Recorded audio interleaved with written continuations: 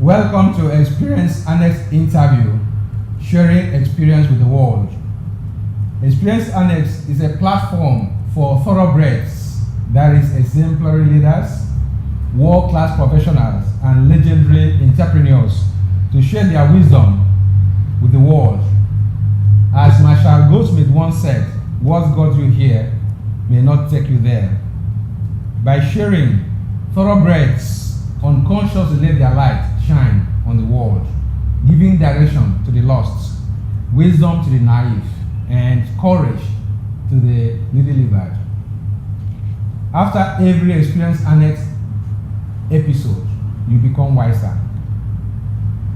Our thoroughbred for today, that is the guest, is Mr. Victor Famuyibo, the HR Director of Nigerian Breweries. He's also the President, the Chartered Institute of Personnel Management of Nigeria. Welcome, sir. Thank you very much, Paul. We have a couple of questions for you to share your experience. You've been the HR Director for Nigerian Breweries for how many years now? This is the 29th year. All right, so let's just kick off. Tell us your journey from here to there. I mean, how did you get all started in your professional journey? Well, I think essentially it all started from back in the days in the university, at the University of Ibadan, where I was then a student of the Faculty of the Social Sciences. To be specific, I got in there to study political science, thinking that I wanted to know more about the politics of the country and maybe end up in the civil service.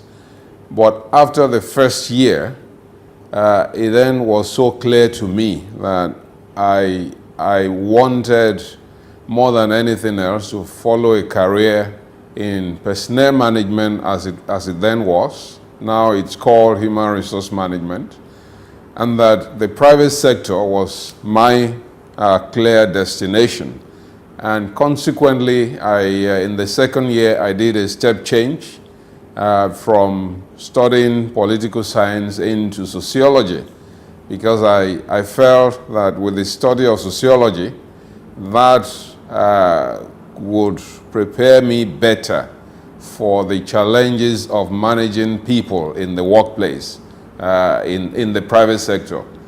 And that was it. So graduating out of college, went for youth service and came back to start a career, first in administration, but of course ultimately the goal was realized, coming then into human resource management. But it did not stop there, because very quickly I also realized that I needed to do a follow-up degree program, master level, which I immediately enrolled for and did it part-time alongside the job I had at the time. And also not stopping there, given the challenges of managing industrial relations and labor relations, I thought it was going to be nice icing on the cake to study law. So I again enrolled to study law and eventually became a qualified barrister and solicitor of the Supreme Court of Nigeria. So in effect, academically and professionally, I had to get myself prepared for the challenges of human resource management. And for me, it's been a nice journey. It's been one that has been really, really challenging but interesting. I want to ask you this question, and I'm very, very interested, at least for our listeners, to become a HR director in a company like Nigerian Breweries, which is, part of the Heineken group.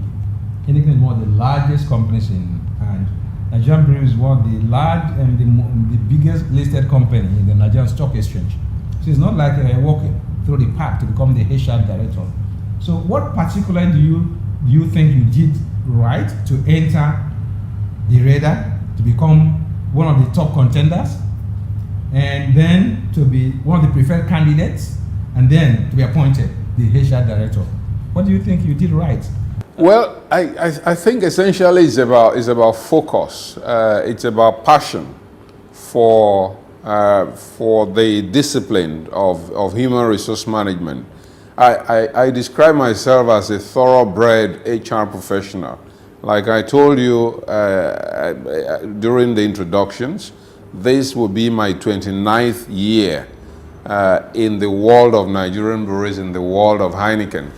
And I can assure you that out of the 29 years, I have remained faithful and focused and loyal to the HR profession.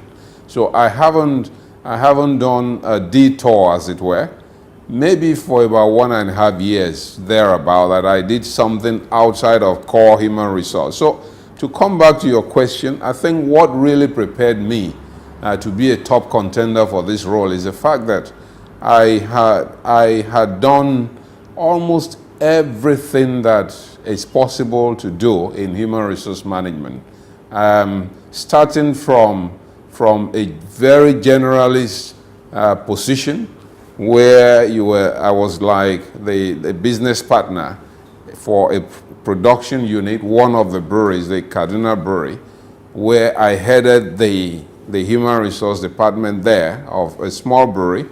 Then coming back to Lagos to start off what today we call the compensation and benefits department. In those days it was remuneration department, and being able to strategize at corporate level to put together policy for approval and implement the policies for a very large organization, and then stepping out of that into industrial relations, which today it's more modern to call it employee relations, where I had the opportunity to deal with the unions, managing relationships in the workplace, doing collective bargaining, and everything that was about managing employee relationship with management. Again, that helped a lot to further hone my skills. And not only that, I went on again for many years to manage the training and development, manpower planning, and manpower engagement. So for many years in Nigerian breweries, I was responsible for hiring fresh management trainees, for preparing them for their onboarding program, for making sure that they were adequately prepared before their landing roles, their first jobs, and getting them to become productive very quickly in their career within Nigerian breweries, and also managing succession planning, talents for the business, and later moving on to the parent company in Holland, where I worked also on various HR topics, first as a Hay consultant, and then later as a policy development officer, moving on from there to do corporate social responsibility, and even climbing to higher jobs as Human Resource Director for Africa and the Middle East, based in Amsterdam, and traveling all over the continent of Africa and the Middle East. That really helped to prepare me for the competition, so that when this job, this very, very enviable position of Human Resource Director of Nigerian Breweries then became vacant, I was easily one of the frontline contenders for the position. And I'm glad that, the preparation that I had prepared me well for this role. Yes, so what you are saying that you really covered all the bases. You did industrial relations, you did compensation planning, working in Nigerian, the Kaduna Brewery, then of course had exposure at the corporate headquarters in Amsterdam. Yeah, and absolutely. So you really covered all the bases. You are also you are a sociologist, you are a lawyer. So you have said it one way or the other, but now summarizing, assuming that I'm just joining, I'm starting my career today, what would you advise as HR thoroughbred? in terms of how I would manage my career, what would be your advice? Well, my advice would be that you keep the focus. You need to keep the focus. And you need to also professionalize.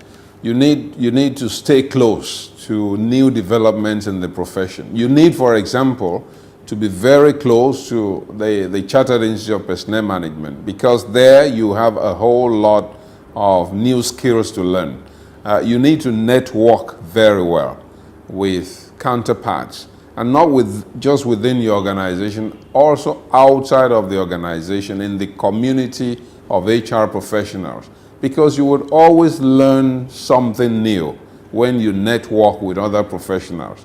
So in other words, keeping the focus, making sure that cutting edge professionalism is your emphasis, keeping pace with new developments, because the HR profession is always on the move.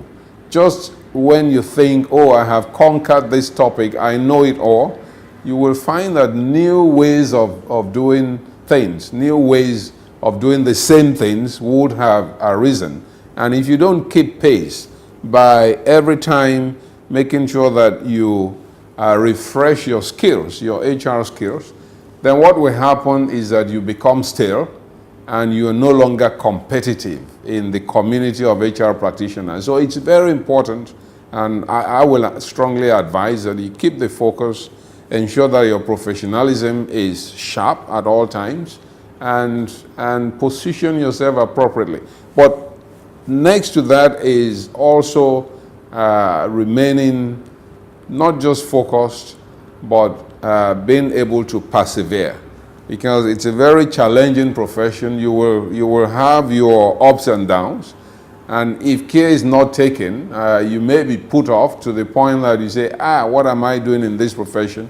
Let me just go and check in some other areas and do other things. The one who is able to overcome the storm and stays on the long haul flight and not just looking for a short-term solution and jumping out. Okay. Yeah. So what you have said there, I could pick through two things: focus and then perseverance. One of the founding companies the founder of one of the companies I worked for in the past, I always had the emphasizing that a career is not a 100-meter dash, that is a marathon. Right. So I really believe in that perseverance. So it's not just jumping in and jumping out the next bus stop. That you really need to persevere and focus. So it's not just applicable to only people in HR. So no matter the unit of the company, whether you are in cooperations, you are in maybe you are a brewer, you are which other functions in finance, or logistics, really, supply chain. It's really important. And then always being at the cutting edge of developments in your particular field. Okay, I have here a quotation. Statistics from USA Today, one of the largest publications in the US. According to USA Today, people now change jobs an average of 9 times before the age of 32 years. That is an average of 1 year, 4 months per job, that is per company or per job. What advice would you give organizations to better promote employee engagement that would make people want to stay based on these statistics? Well, I think employers need to come up with great employee propositions. They need to create the enabling environment that will glue their employees to them, and therefore the appetite to want to move on will be lost as soon as they arrive. And what do I mean by that? As an employer, you need to develop a cradle to grave kind of employee proposition. So it's not just about going to bring in the talents, so not just talent acquisition, but also what do you do with those talents? When they arrive at your doorstep, how do you manage them? How do you onboard them? How do you prepare them? How do you induct them? Do you also offer a fair day's wage for a fair day's work? Do you recognize performance as an employer? Do you create great work-life balance around your employees? Or you keep your employees working till 12 midnight and expect them to leave their homes again at 5 a.m. and be back on your premises for 7. So you have to look at it holistically. What is the culture of your workplace? How do you ensure that you have a work environment that allows people to learn by making some genuine mistakes without the fear of being clobbered?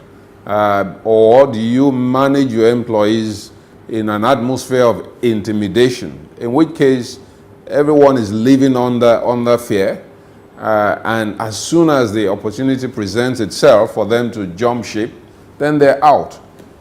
So you have to put all of that in perspective as an employer. And if I share directly from my experience, that is something I believe we have been able to get together in Nigerian breweries. I mean, our attrition rate now is so low that sometimes I even get worried, because the attrition is also, a little bit of it is good for an organization, because then it helps you to aerate and bring in fresh perspectives from the environment. You don't want all employees staying forever. Otherwise, then you don't even see what is happening. You don't know what competition is doing. You don't know what is going on in the economy and in the environment. But when you bring in a few on a yearly basis, they come in without the baggage of existing employees. They see things differently. They're able to challenge tradition. They're able to offer new ways of working, and therefore there's a good blend. So again, turnover is to a limited extent is good, but you don't want turnover to be too much. And that is why I always say, create the enabling environment, and at the end of the day, the organization is the one that really gains, because you are spending less on hiring, you are spending less on retraining, on onboarding, because your employees are your employees. They know your business very well. You have trained them, and they can only become more productive if you give them the enabling environment. Okay, so what you have used the phrase cradle to grave. In fact, I really like the phrase cradle to cradle.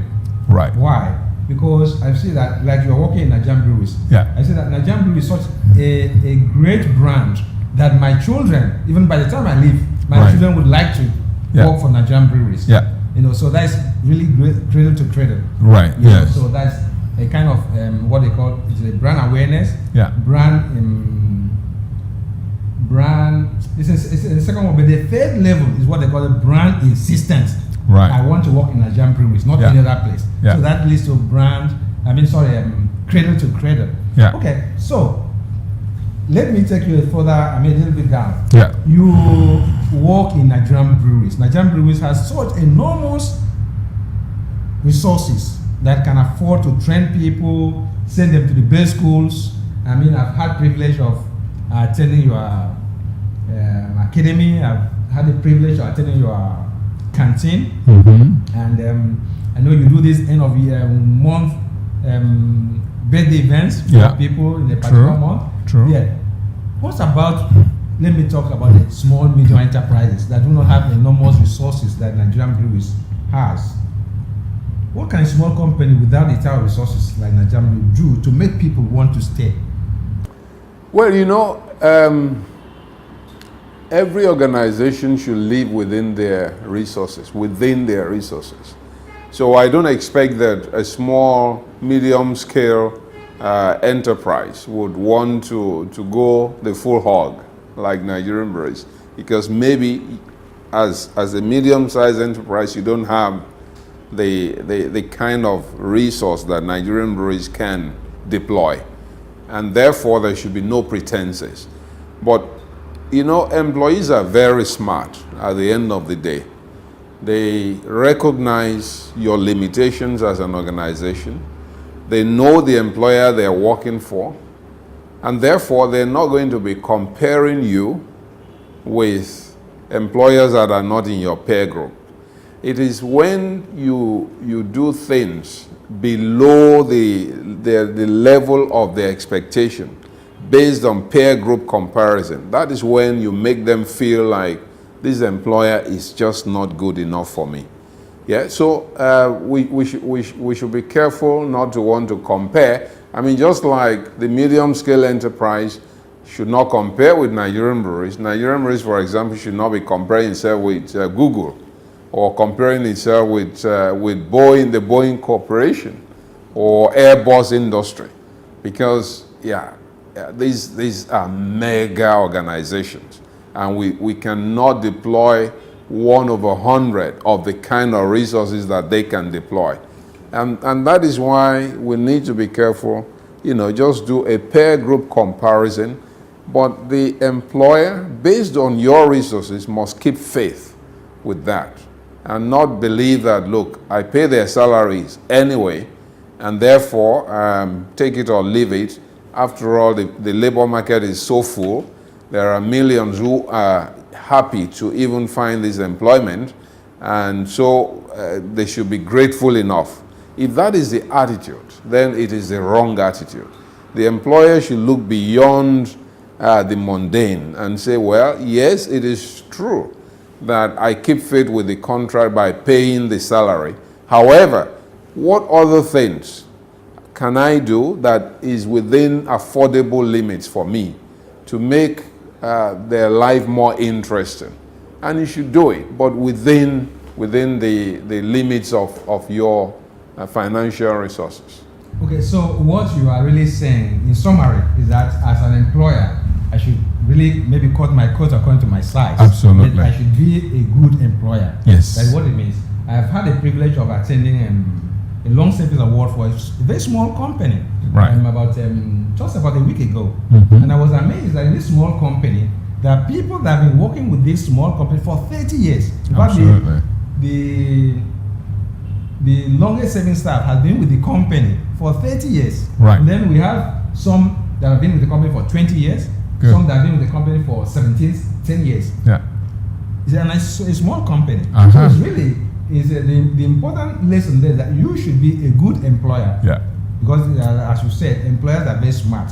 They are not comparing you to No. people, they are comparing to their peers and seeing. Yeah. Okay, so that's a very valuable lesson for entrepreneurs and employers. Let's now, since you wear two hats, you're also the president of the CIPM. Yeah.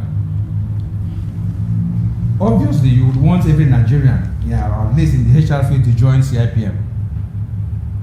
The question I have is, why should anyone care to join?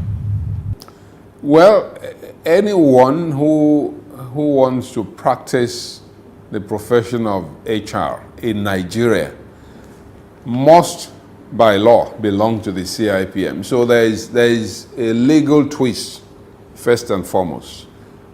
It is true that many are in breach of that regulation, but it doesn't make it right, because the law is there. The CIPM is chartered, meaning that there is the force of law behind it. And in one of the provisions of the CIPM, it is clearly stated that that is the only body that has the powers to regulate the practice of human resource management in Nigeria. So clearly, as a matter of legal principle, any individual who wants to enter into or wants to practice the profession must belong to the CIPM. But let's leave the legal angle. Let's leave it aside. Why should anybody then say, I want to belong to the CIPM? My question will be, if you then don't want to belong to the CIPM, where would you want to belong? Do you want to belong to the MBA? Is it the Nigerian Medical Council or so for me, that is the issue. If there is a body that is the umbrella for the practitioners of your profession, naturally, that's where you should belong. But outside of that is also the fact that there is a lot of value that comes your way as an HR practitioner who belongs to the CIPM. One of these is professional development, because we've been talking earlier on about making sure that you are the cutting edge of the profession of HR. When you belong to the CIPM, you get exposed day in, day out to new ways of working, to new thinking in the profession, to new developments that are just showing up, either by way of the outreach that we do to members, sending to members all the new literature that has come in, coming up with all kinds of research findings that we put together, and we every now and again reach out to our members with, or even attendance at all the forum or fora of the CIPM, like the Special Human Resource Forum, like the day out with a notable HR colossal that we bring usually from overseas, or the annual conference of the CIPM, or the public lecture. So there are all of these various fora where, and then if you also look at it, that we have grassroots networking opportunities like the PPCA, Personnel Practitioners Consultative Association. Now you have virtually every cluster in every city, or the branches of the CIPM, where monthly there is a branch meeting that is not only about a meeting, but is also about professional development, where professionals are invited to come and update the knowledge of our practitioners. So there is so much that you are missing as an HR professional who does not belong or who is inactive within the CIPM fold. So for me, I think any HR practitioner who decides not to belong is only shortchanging himself or herself. And I would strongly recommend that. Not because I'm president of the institute, and I'm only president 1 year now.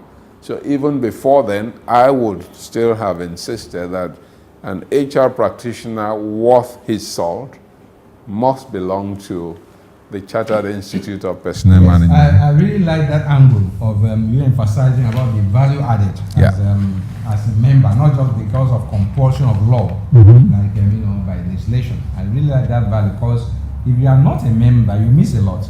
I was privileged to attend the annual convention. Is it annual convention? Annual conference. Annual conference in Abuja. In Abuja. Last year, I think that was September. September, This year is October. Okay, I was privileged to attend, and it was amazing, because that was my first time. That was my first time. I attended conferences in Washington, Los Angeles, and New York. But I was amazed at what I saw in Abuja. And you were instrumental. In fact, people say it was the best. Okay. Yeah, Can thank you. Shed a little bit light? What is we should expect in this year? Oh, this year is going to be a wow conference, to be honest. People said last year was really great, but I think this year is even going to be a lot greater. And we have started all the preliminary work towards that. We're going to leverage on the gains of last year. For example, the theme that we're looking at for this year will be a theme that takes off from where we ended last year, so that there will be no disconnect coming soon. So that it will break very soon. We were also already identifying how we can restructure the program in such a way that we can capture more participants to the conference. We're looking also very critically at the facilitators for this year, and we want to get a good blend of local and international big wigs in the profession. So again, that's going to be a nice icing on the cake for this year. I just believe that it's going to be a very interesting conference that we will have in Abuja. It's not going to be September like we had last year, because last year's September was an aberration. It was for a purpose that we changed. Our conference normally takes place in October, and we're getting back to the October date in 2014. So yeah, I invite everybody to join us in Abuja and come see for yourself. Yes, so really, if you are a Nigerian and you are practicing HR, you are practicing human capital, you are practicing human resources, CIPM is the place to be. Absolutely. Most of us are members of the American Society of Training and Development. No. We are members of the Society of Human Resource Management in the US. Then we shy away from the Nigerian.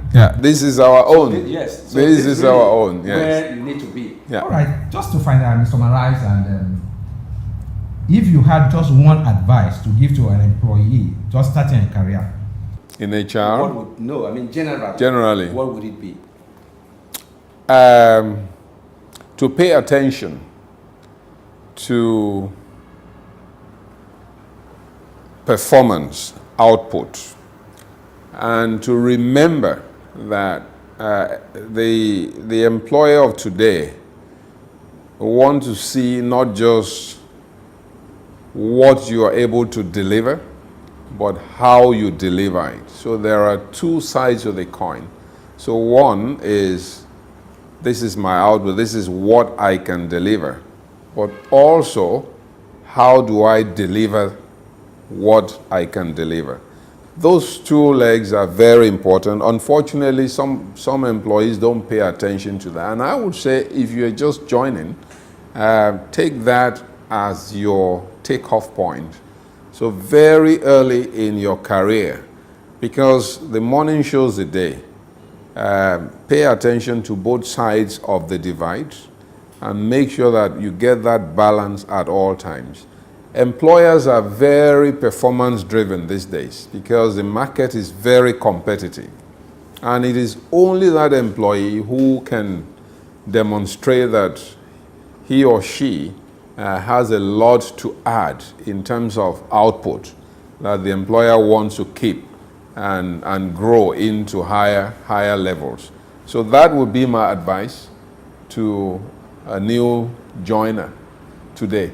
Thank you so much, because performance is everything. You talk about performance not just in terms of being efficient, but also in terms of being effective. Yeah. So we compare your output to the input. The more effective you are, the better. Yeah. Okay, so really, because it's not just a matter of, it's not a theoretical concept. It's really, because the world is really a global village. So if you are working in Nigeria, you're actually competing with other companies from all over the world. Absolutely. The world is a global village. Yeah. Tom Peters used the word distance is dead. Yeah. So really, no matter where you are in the world, you are competing with every other person. So being productive is very key. Thank you very much for that insight.